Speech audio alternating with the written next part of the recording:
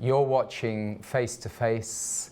I'm your host, Tim Vince, and it is a very great privilege and honour for me to be joined by my brother, Ben. It's Hello, so Tim. good to see you, mate. And you're a year-ish older than me, and I've interviewed quite a lot of people, but this is the greatest honour to have you here. Thank you, and Tim. you've been through a really tough year, and if I could just say, when you phoned me a year ago-ish and just said, Tim, I've got some bad news. I've been diagnosed with an inoperable cancer, of the esophagus. That was quite a choker for me. But this is your story, Ben. I might interrupt you because I'm your cheeky little brother, but just tell me, what you can talk about your faith. We've got 27 minutes. Let's go for it. Okay. Well, first of all, we didn't know when we were first diagnosed that it was inoperable, and that you have a period of time where you have loads of different tests to ascertain how big the growth is. Essentially, I had a problem swallowing, and my food was getting caught in the esophagus tube, and so I went in for what is called an endoscopy, which is a camera down your throat. And I have to say that the NHS responded remarkably well, and all of the staff down at Eastbourne District General, where we went, have been superb. The oncology unit, the cancer group, and then of course subsequently we did go for surgery up to St Thomas's. So that was after a number of months of the kind of chemo treatment. Yeah, so it started off, I went in, I was choking, I wasn't being able to take all of my food down, and went in for this endoscopy. They went down my throat and saw that I had a growth in there. So I had a sedative. When I woke up, I'm sitting in a room with about half a dozen to 8 people all sitting round. Was duly informed that, well, they found something. It could be a C or it could be T. And like you, Tim, we'd want to know. And so I pressed and said, look, what's the 50-50 chance? Is it cancer? And was told it was, he said, the doctor knows, but we've taken a biopsy. And then you go into a whole period, I just laughed, because I thought, really? Yeah. And so it wasn't sort of earth-shattering. Let me say this, as a believer and knowing the Lord Jesus, not from that moment till now or whenever, I've no fear of dying, because I know that I'm going to be with him one day. But to get that kind of news, it did change a few things. I remember you saying to me on the phone, you quoted, I think it was Shadrach Mescal and Abednigo, that you believed the Lord would deliver you. But even if he didn't, I would still praise his name. And the thing with it is, as a believer, you want to be there for your family. You want to be, I've got a lovely wife, Ali, who's been wonderfully supportive all the way through. And, but it is for most people, earth-shattering news.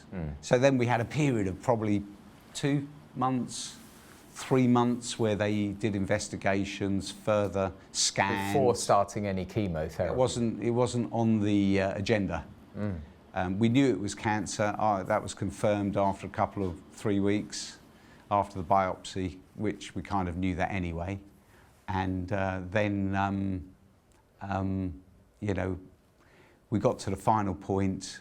So the plan was, if it hadn't spread, that they would, the plan would be for surgery. And so we got all the way through the investigation. I had my meeting with a very good consultant, who said to me, we just want to do one final test. And that was to check that it hadn't, from what they could see, hadn't spread through the esophagus into the lymph nodes. But they wanted to check that it hadn't spread into my stomach. If it had spread into my stomach, it would have been terminal. And it was right down at the foot of your esophagus, so it was near the tongue. Yeah, I think it was 38 centimetres Okay. from your teeth down. Okay. And You can measure that. yes. Yeah, that's the So third. then we went into hospital and had the check of the stomach. And when I came out from that procedure, immediately, you know, I was informed that it wasn't in the stomach, and then the plan was then to go forward for surgery after having chemotherapy. So yeah. And that basically took you, that was almost like a 5 or 6 month process, took you up to December. Correct. Christmas yeah, it took me up from December. So from around, I think I was kind of had the problem April, May, and went in, and then, you know, suddenly the months flow past June, July, got to when we discovered that it wasn't in my stomach, and then the plan. I would have had different chemotherapy if it was terminal. Yes. So that would try and prolong my life. Whereas, you know, with the chemotherapy I had, that was to shrink the growth so that surgery was the best option. But let me tell you this, Tim. Another brother of ours, Jacob. Yes. One of the hardest things is phoning up your family. I've got 7 children. And 14 grandchildren. And phoning up your children and telling them I've got cancer. Was very emotional. Yes. In fact, I was lost for words. And then my brother Jacob, I phoned, my eldest brother, our eldest brother. Yes. I phoned him up. Now, Jake phoned me back a little bit later. He said, I don't really hold a lot of store by this, but he said, my Bible reading for this day was Psalm 41. And in that, you know, there's some lovely words I'll just read to you. It says, the Lord will preserve him and keep him alive. That's Psalm 41. And the Lord will strengthen him on his bed of illness. Wow. You will sustain him on his sickbed. I mean, there's a lot in there. But it also says in verse 8, it says, an evil disease, they say, clings to him. And now that he lies down, he will rise up no more. But, you know, it then goes on in verse 12, as for me. So immediately, you know... So David's gone through that. Yeah, you know, he's gone through that. And people writing him off, saying, you know, he's finished. Yeah, cancer, to me, you know, we spoke about Shadrach Mescal and Abednigo. It was almost like the David and Goliath. What is this disease that has drawn itself up in my life and against me? And whilst no fear of death, I was a bit like, right, I'm going to do my utmost. Once we knew that it wasn't terminal, so we had 2 or 3 months of uncertainty. Uncertainty is very difficult. You have to trust the Lord in uncertainty. And then didn't you convene a meeting, you know, at your church to basically... So much support. I have a lot of friends that are Christians, a lot of friends that aren't Christians. And in our church, we do believe that the Lord heals today. And we have seen in the church miraculous healings. Wonderful. So I was stretching out in faith that God would come in and heal me without any medical surgery. But I carried the spiritual side and the mental side and the medical side together, you know, to form the right sort of outcome at the end of it. And so I do remember you, and I know this isn't the title of the programme, but I remember you saying, and you may have been joking, Tim, I'm going to call this public meeting a dead man talking, which would get people along, wouldn't it? Yes, yeah. I mean, when I had that meeting, I had been through a series of my appointments and some chemotherapy. So it's very midpoint. So you can't come and say, oh, this is the conclusion. Hey, I'm alive, I'm healed, or not. You know, you're still in the process of it. And, but I wanted, my heart's desire was to let people know about Jesus and know that whatever you face, he is there, ready to support you. And there are some things that, you know, are unmistakable, the hand of the Lord. Let me tell you another one. Yes. These are in the early days. I was led to Psalm 91, which is a wonderful psalm. And I'll just read some of the verses, not all of it. But it says, he who dwells in the secret place of the Most High shall abide under the shadow of the Almighty. He is my refuge and my fortress, my God in him I will trust. Surely he will deliver you from the snare of the fowler and from the perilous pestilence. Well, if cancer isn't that, I don't know what is. Yeah, it is. But the Lord led me to this passage. He shall cover you. This is gorgeous. It says he will cover you with his feathers, and under his wings you shall take refuge. His truth shall be your shield and buckler. Yeah. You shall not be afraid of the terror of the night. Yeah. Now, and I remember you sharing some of this. That was quite amazing. And all of these things, when I had the meeting at church, I just brought them up. In fact, we had 20 of my friends who were non-church goers, that were non-believers, incredibly supportive of me as well. Yeah. I think some people like to hide, you know, when they've got something perilous like that. For me, I'm an open book. Yeah. So you ask me how I am, I'm going to tell you. Exactly. And perhaps I've said more than I should to people. And they say, oh, you know, all of the gory details. Yeah. However,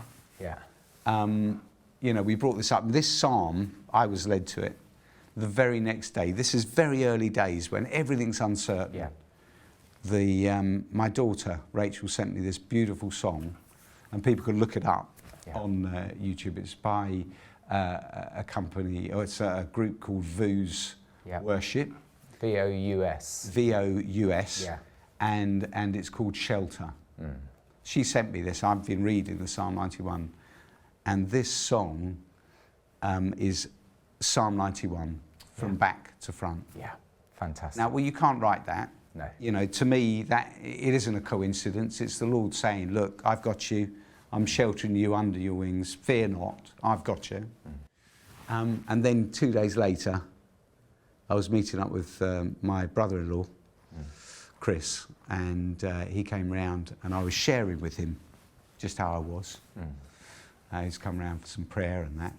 And he said, Ben, and I told him about Psalm 91. He said, Ben, he said, I've come with the express desire to pray Psalm 91 over you. So suddenly, if God speaks to you, then he confirms that. And then from a second, it means he really means it. Yeah. And that was a great comfort. What a blessing. So Ben, you got through this sort of pre-op chemo. They said we can have an operation. Yeah. And then you went into, is it Guy's and St Thomas's? I did. In London. Yeah.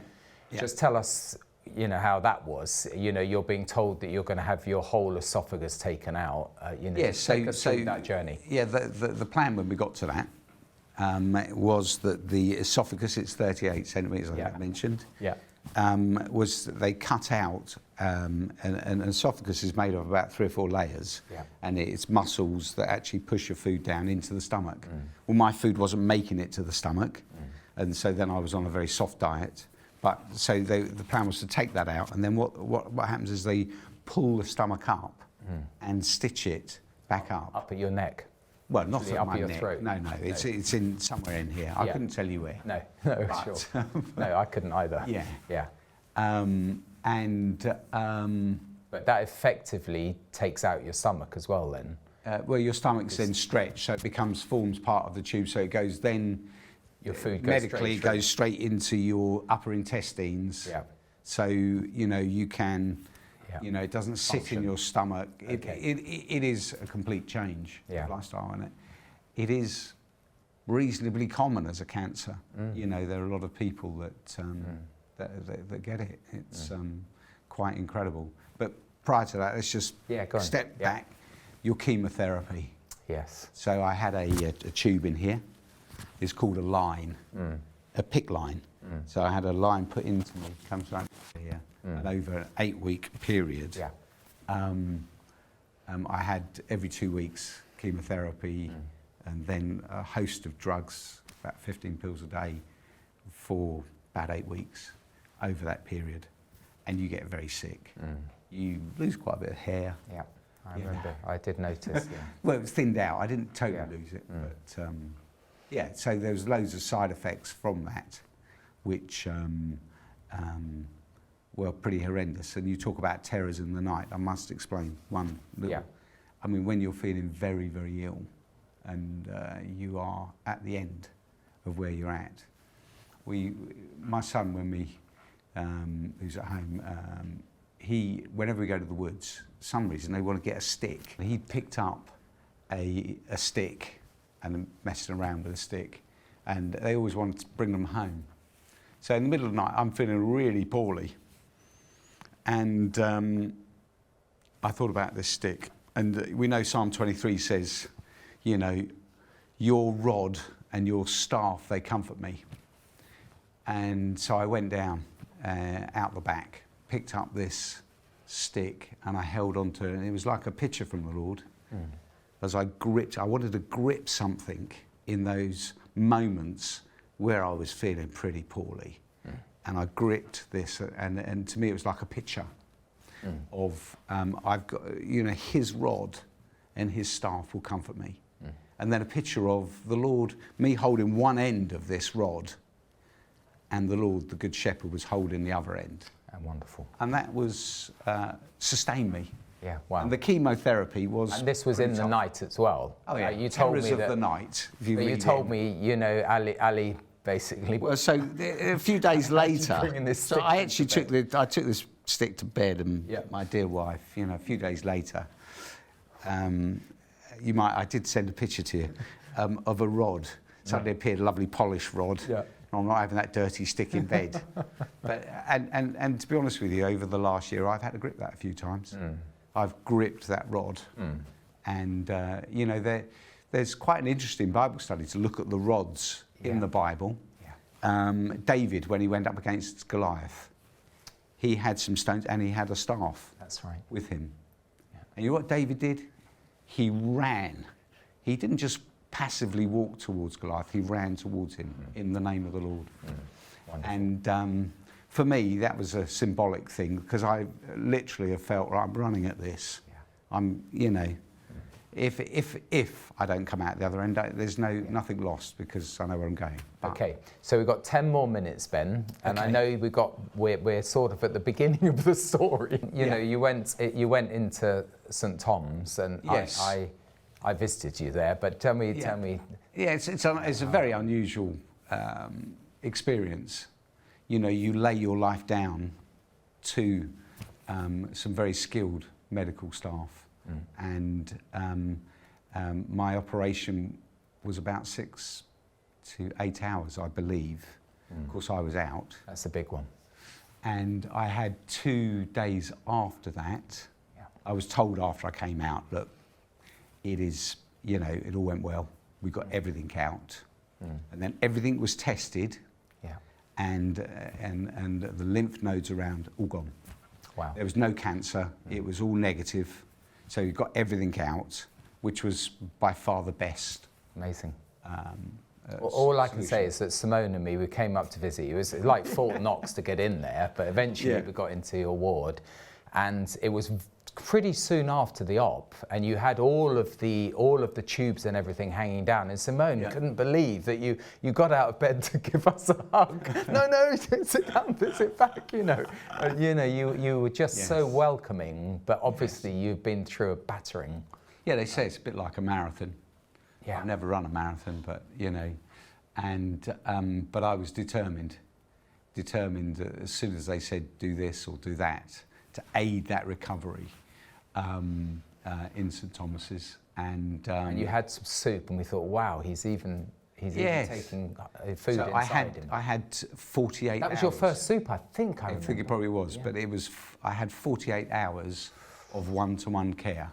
So you've got intensive care, and this is another level. So you have a nurse at the bottom of your bed, looking after you personally, and maybe one other, looking after you. And I was in that for 48 hours, and then finally up onto the ward. And you, you obviously had other people who were suffering alongside you. So yeah, I mean, there's I met a lovely guy, and he's a little bit older than me, and he had the same as me. In fact, we'd been communicating via texts. His daughter is, part of our church fellowship. Wow. And he was in St Thomas's a week before me and had the op. And I came in, had a few minutes with him. We were texting and doing a lot of bits and pieces, but sadly, he didn't come out. He got an infection, and so it just shows how serious it is. He was a lovely believer. What a wonderful fella. And I had such a connection with him and loved him very much, even though we'd only just met. I came up for a follow-up appointment and met him again. Wow. But what a wonderful fella. So following on from my chemo, and obviously I had 7 days I was in there, which the consultant said to me, he said, Ben, he said, or the surgeon, he said, I've never had someone recover quite so quickly, because I was up like when you came around. And not only when we arrived, but when we left as well. You insisted on getting out of, literally to show us to the door, which wasn't possible because you were tethered. We were tethered. You have to take, I mean, I'm sure you'll show the picture of all the tubes and that. Yeah. I mean, that was fairly constant for me. Yeah. You had to carry that around with you, and for quite a period. And then, of course, the food stuff. So you got scarring on the inside. It had to all be soft food, and But we then went down and watched.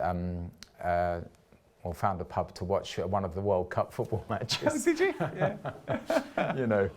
Not that I wasn't thinking of you, but we did score a goal, I think. Yes. But so you had 7 days, and then there's the whole post-op.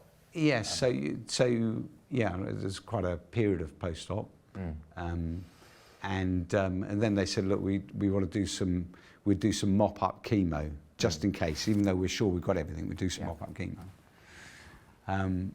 By this time, I used to be about 14.5 stone, and so I went down to under 11 stone.